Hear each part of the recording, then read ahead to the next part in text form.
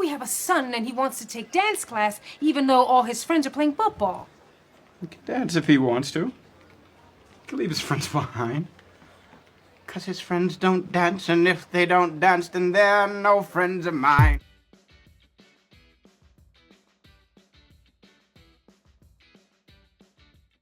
Number 10. Kelso in Hell.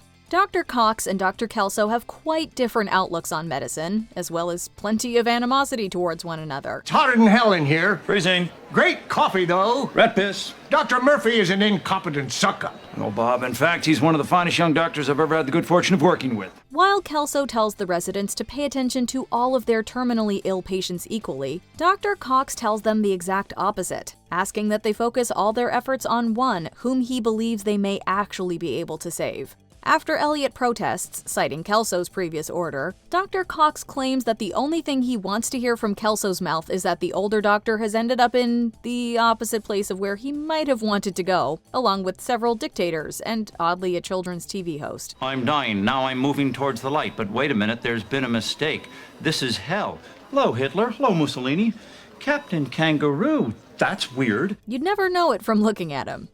Number 9. Carla calls Katie out. New intern Katie gets on people's bad sides by taking credit for their work. So, to set her straight, Carla sits her down in the cafeteria and tells her to knock it off. This childish, self-centered attitude you keep throwing everyone's way is nothing new. She has seen many people in her time at Sacred Heart, so any excuse for her behavior is no excuse at all. Katie tries to sway Carla by detailing her unfortunate upbringing, but Carla replies, "Oh, Katie, I know. Heard it! She goes on to list all the emotional baggage she and her friends all deal with. Carla makes it clear to Katie that acting out is only going to alienate the people she's going to be spending most of her time with, and if she keeps it up, she won't last long. And I can tell you they will love you unconditionally if you let them. But if you don't, they... Check that. We will eat you alive." Good advice for most workplaces.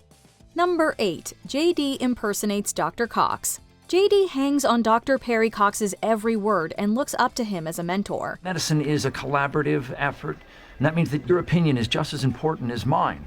So, let's see if you got the gobstoppers to take the lead. Be me. When Cox offers to let JD take the lead on a patient, JD responds to his caustic attitude by replying in kind, imitating his every mannerism. Here's the deal, Eleanor.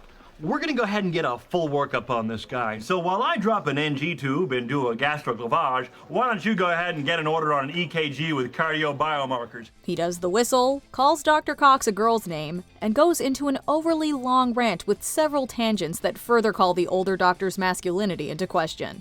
While Dr. Cox responds by pretending to get lost in thought like JD does, we have to feel like he almost respects the effort. At least until JD fails at the shoulder bump. Well, you can't always hit every note. Now you gotta grab that elevator, but not without giving him his patented shoulder bump. Good day. Ow! How you like me now? Number 7. Two Thumbs. While most see Dr. Bob Kelso as the heartless chief of medicine, it's more that he's seen it all and has stopped caring as much about most things, including what people think of him. Hey, champ, what has 2 thumbs and doesn't give a crap? Bob Kelso. How you doing? One of his favorite ways to express this is to rhetorically ask people what has 2 thumbs and doesn't give a crap. The answer is, invariably, his own name. This is somewhat of a catchphrase for him, though he does vary it up occasionally, sometimes using a funny voice. What has 2 thumbs, a funny voice, and still doesn't give a crap? Bob Kelso. I added the funny voice to keep it fresh. It's not a very original comeback, but it's a cliche for good reason. It's effective. Plus, there's something to be said for Kelso's delivery. Dr. Kelso, it's so cold in pediatrics the kids are wearing mittens. Hey, champ, what has 2 thumbs and doesn't give a crap? Bob Kelso. How you doing? Number 6. Too Proud. When Dr. Cox's ex-wife Jordan returns, pregnant with, supposedly, another man's child, he's both conflicted and angry, particularly since he's seeing someone else. However, he also discovers that his current girlfriend, Julie, has slept around at the hospital. God, I just hate that every doctor you ever gave a drug sample to sniffs around you like a pathetic little puppy dog. I never gave those guys anything. I slept with them. Carla rightly calls Dr. Cox out on his hypocrisy after he takes some of his anger out on JD. She lists all the women he has slept with at the hospital, including Jordan, repeatedly. I'm proud of her commitment to medicine. Please, what about all the women you've slept with? Your ex-wife, that med student, your ex-wife, the cute nurse from radiology, your ex-wife. Please get off my ex-wife. When Cox asks that she stop mentioning his ex-wife, Carla responds, I will if you will. Damn it. Dr. Cox can't even be mad at her, and we don't blame him because that's one solid burn. Number 5. Who Caresies Awards. Dr. Cox has had many creative methods of expressing how little he cares about things. Hey, Dr. Cox! You'll be happy to know that I did everything for my patient that you did for yours. Oh my God, I care so little I almost passed out. There's that time he cared so little he almost passed out, and we're big fans of the celebrated work Man Not Caring. Ladies and gentlemen, allow me to present Man Not Caring. But our pick for the best time he discusses his lack of anything approaching caring is this one. Dr. Cox's patience is about as thin as Turk's hair. It just ain't there. So when everyone around him starts talking about the minutia of their lives while he's trying to save a patient's life, he decides to invent the Who Caresies Awards. Ladies and gentlemen, welcome to the first annual Sacred Heart Who Caresies Awards, designed to honor those people who believe that others actually give a rat's ass about the minutia of their lives. This dovetails nicely into a fantasy sequence where JD embellishes the already amusing premise with full-on award show pomp. And the winner is Dame Judy Dorian. This is Dame Judy Dorian's first nomination and first win. That year was the Todds to lose. Number 4. Elliot takes down Jordan. If there's anyone more savage than Dr. Cox at Sacred Heart, it's probably his ex-wife Jordan. JD's thought.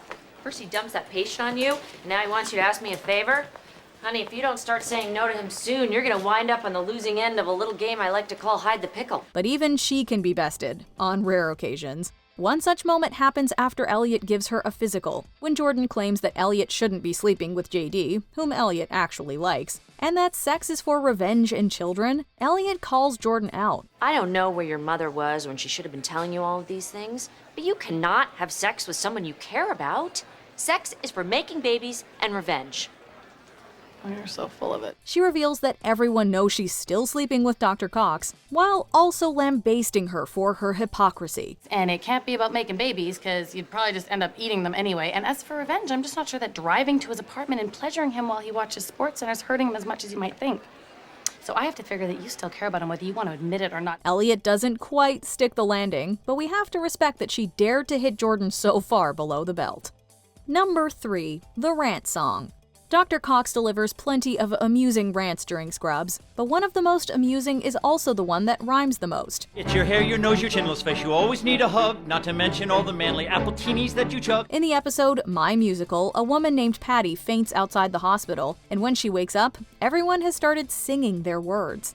While trying to convince Dr. Cox she's not insane, we're treated to a rant in song form about everything JD does to irritate Dr. Cox. So now that is why I call you names like Carol, Jane, and Sue, like Moesha, Kim, and Lily, and Suzanne, and Betty Lou. See, regardless of the names I pick, my feelings are quite clear. You're a pain on every day of every month of every year. There's some creative bars throughout, and even some accompaniment by the janitor and Patty herself.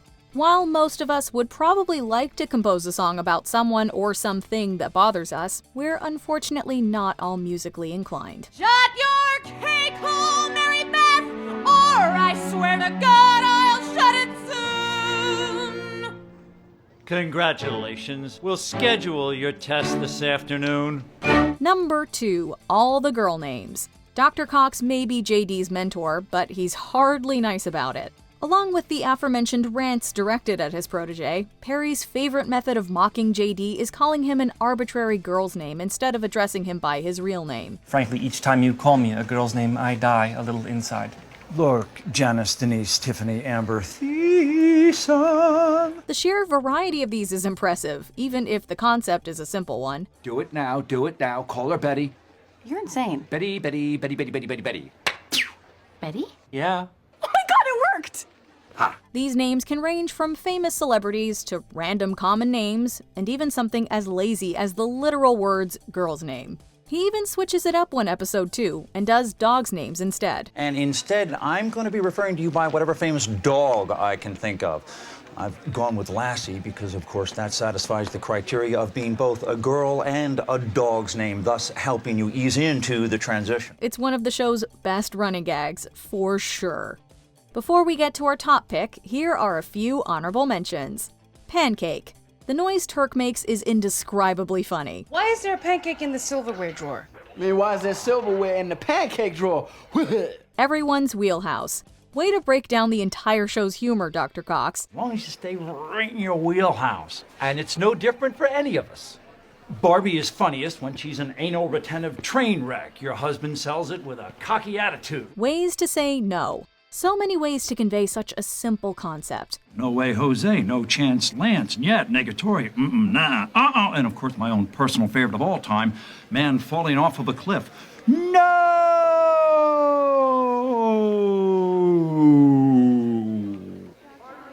Wrong equals Dorian. It's surprisingly catchy. Dorian. You have been wrong about so many things that I'm not even going to say something's wrong anymore. Instead, I'm going to say it's Dorian. Number 1, and Hugh Jackman. The rant to end all rants. When JD approaches Dr. Cox and asks him if he's excited about their last week together with JD as a resident, Perry replies in epic fashion.